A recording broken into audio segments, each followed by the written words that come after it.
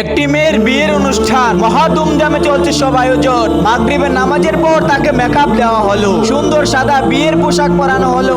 এই করতে করতে এশার আজান হলো। মেয়েটি নামাজের সময় উজু করতে যাচ্ছেন। মেয়েটির মা বলল, মা তুমি কোথায় যাচ্ছ?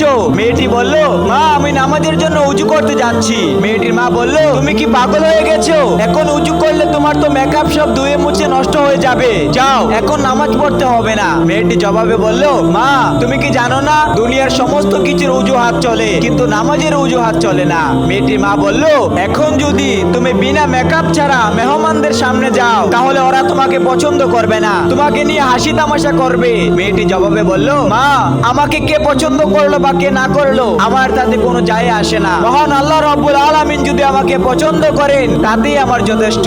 এই বলে মেয়েটি নামাজের জন্য উজু করে দাঁড়িয়ে গেল। আর যখন সেজদার মধ্যে গেল, সেজদা অবস্থায় মেয়েটি মৃত্যুবরণ করলো। সুবহান।